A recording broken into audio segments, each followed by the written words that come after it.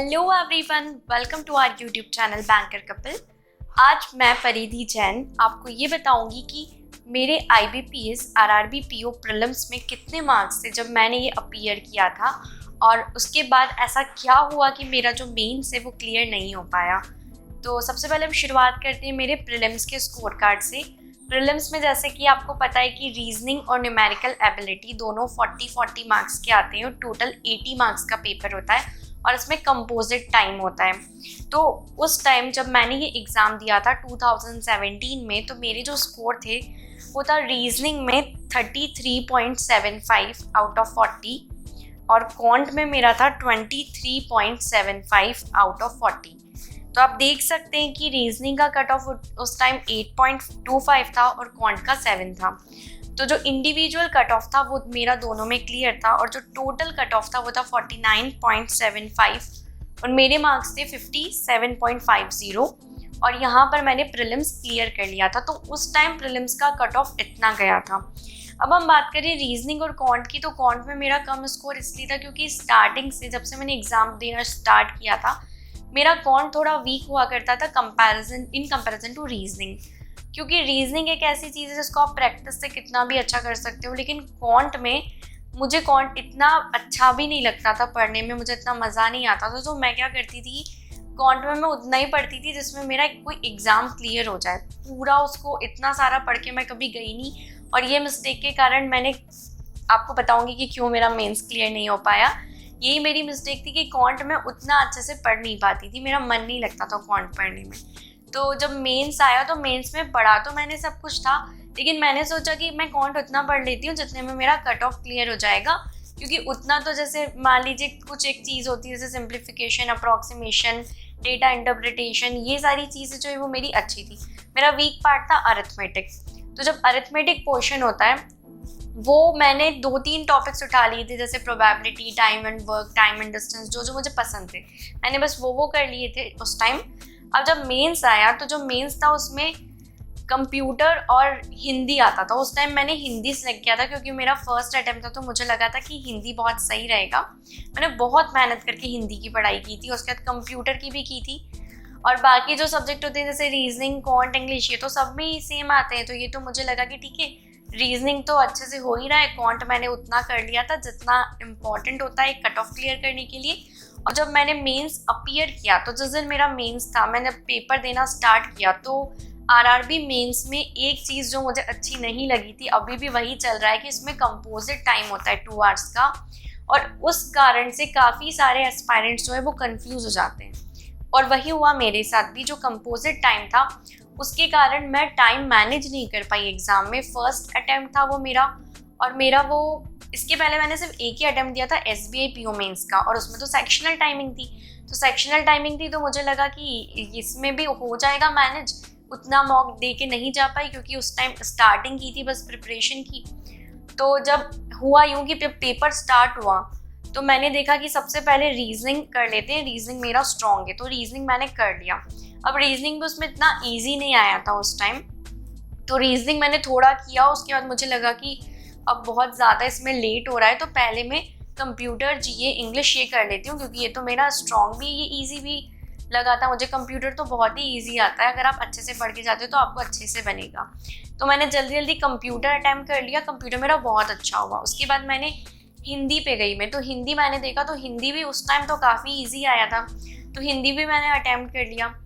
अब हिंदी अटैम्प्ट कर लिया, कंप्यूटर अटैम्प्ट कर लिया, उसके बाद बचा जनरल अवेयरनेस।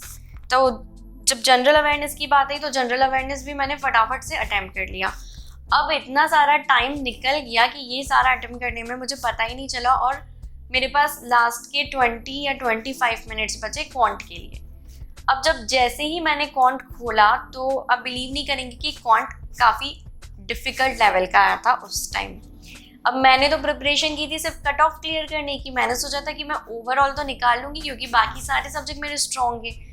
तो जब हुआ यूँ कि लास्ट का बहुत ही कम टाइम बचा था, मान लीजिए 20 मिनट्स 25 मिनट्स बचे थे, उसमें मेरा रीजनिंग भी थोड़ा बचा हुआ था। अब मुझे समझ ही नहीं आया कि मैं क्या करूँ। क्वांट में मैंने जैसे जैसे जो टॉपिक मैं पढ़ के गई थी, जब वो करना स्टार्ट किया तो वो सारा बन ही नहीं रहा था मुझसे। मतलब DI भी डिफ़िकल्ट आया था उसके बाद जो बाकी चीज़ें थी वो भी डिफ़िकल्ट आई थी। मैं मुश्किल से, आप बिलीव नहीं करेंगे, सिर्फ 4 क्वेश्चन अटैम्प्ट कर पाई क्वांट में। और उस टाइम मैं इतना ज़्यादा पैनिक हो गई कि अब मैं क्या करूँ, क्योंकि मेरा पूरा पेपर अच्छा हुआ था। कंप्यूटर, जीए, हिंदी सब कुछ मैंने बहुत अच्छे से किया था। और रीजनिंग भी मेरा ऑलमोस्ट, रीजनिंग और क्वांट दोनों ही डिफ़िकल्ट थे उस टाइम, तो रीजनिंग फिर भी मेरा हो गया था इतना कि सेक्शनल तो निकल जाए। लेकिन क्वांट में जब मैंने सिर्फ 4 क्वेश्चन अटैम्प्ट किए तो मुझे लग रहा था कि 4 में तो मेरा सेक्शनल नहीं निकल पाएगा। मैंने बहुत कोशिश की कि कोई एक अरिथमेटिक का बन जाए, लेकिन जब अरिथमेटिक पढ़ा ही नहीं है तो कैसे बनेगा।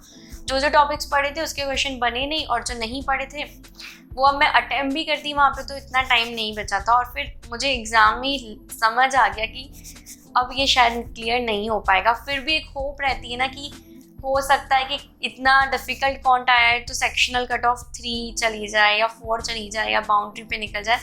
उसी होप के साथ पेपर तो ख़त्म कर दिया, लेकिन समझ आ गया था, अंदर से समझ आ जाता है जब आप कोई पेपर देते हो कि नहीं, ये नहीं निकल पाएगा। फिर भी मैंने वेट किया रिजल्ट का। ये स्कोर कार्ड इसलिए शेयर नहीं कर पा रही हूँ क्योंकि मैंने बहुत सर्च किया, लेकिन मुझे मेरा मेंस का स्कोर कार्ड मिल नहीं पाया। तो उस टाइम जब रिजल्ट आया तो मेरे हिंदी में, तो हिंदी 40 मार्क्स का होता है, मेरे अराउंड 33 या 34 नंबर थे हिंदी में, जो बहुत ही एक अच्छा स्कोर था। कंप्यूटर तो 20 मार्क्स का था, उसमें से मेरे अराउंड 18 मार्क्स थे कंप्यूटर में, तो ये दोनों तो मेरे बहुत अच्छा हुआ था। जीए में इतने अच्छे मार्क्स नहीं आ पाए थे, जीए 40 मार्क्स का था, तो अराउंड मेरे 25 to 30 के बीच में थे जीए में। और रीजनिंग 50 का होता है, तो रीजनिंग भी मेरे 35 अराउंड मार्क्स थे। लेकिन अब क्वांट की बात करें तो क्वांट में तो मैंने अटैम्प्ट ही नहीं किया था अच्छे से। मेरा सेक्शनल 0.25 से क्वांट में रह गया, जबकि मेरा ओवरऑल पेपर क्लियर था। ओवरऑल जो भी कट ऑफ आई थी उससे मेरा स्कोर काफ़ी ज़्यादा था, क्योंकि बाकी सब्जेक्ट में मेरे मार्क्स बहुत अच्छे आए थे। तो ये जो मैंने मिस्टेक की, इससे मैं आपको यही बोलूँगी कि हो सकता है कि कई बार ऐसा हो कि आपका जो वीक सब्जेक्ट है वो वहाँ पर ईजी आ जाए और आपका सेक्शनल निकल जाए। लेकिन यही गलती जो मैंने आरआरबी पीओ मेंस में की, ये सेम मिस्टेक मैंने आरबीआई असिस्टेंट मेंस में भी की थी। क्योंकि वही है ना कि जो आपका स्ट्रॉन्ग सब्जेक्ट नहीं है, जो वीक है, आप एटलीस्ट उसको इतना अच्छा तो कर लो कि जब एग्ज़ाम हो तो कभी भी वो सब्जेक्ट आपका सेक्शनल ना रोक पाए, क्योंकि ओवरऑल तो आप निकाल लेंगे अगर आपके बाकी सब्जेक्ट्स अच्छे हैं। तो आई होप कि मैंने जो मिस्टेक की थी उससे आपको एक सीख मिलेगी, और आप अभी जब आपका एग्ज़ाम आने ही वाला है तो ये सारी चीज़ें आप माइंड में रखेंगे जब आप प्रिपरेशन करेंगे और जब आप एग्ज़ाम देंगे। स्पेशली जो कंपोजिट टाइम वाला एग्ज़ाम है, इसको आप प्लीज़ बहुत अच्छे से मैनेज करिएगा। पहले कंप्यूटर और हिंदी या इंग्लिश जो है, इनको आप एंड में भी रखेंगे तो इतना आपका नुकसान नहीं होगा। मैंने वो गलती की कि मैंने क्वांट को एंड में रखा। अगर मैं उसे एंड में नहीं रखती तो शायद मेरा सेक्शनल कट ऑफ क्लियर हो जाता। तो ये मत सोचिए कि जो ईजी है जल्दी जल्दी ख़त्म कर लेते हैं, ऐसा मत कीजिए। कंप्यूटर आप एंड का अगर 10 मिनट भी बचेगा तो आप कर पाएंगे, क्योंकि उसमें तो सिर्फ टिक करना होता, उसमें कुछ सॉल्व नहीं करना होता। जनरल अवेयरनेस में भी अगर आपका एंड में 10-15 मिनट बचे तो आप कर सकते हैं। यहाँ तक कि आप इंग्लिश या हिंदी भी कर सकते हैं, लेकिन जो रीजनिंग और क्वांट होता है उनको आप पहले अगर स्टार्टिंग के 1 घंटे में कर लेंगे तो आपका कॉन्फिडेंस इंक्रीज हो जाएगा और आपका पेपर ज़रूर अच्छा होगा। So thank you so much for watching this video, and don't forget to like, share and subscribe our YouTube channel. Thank you so much.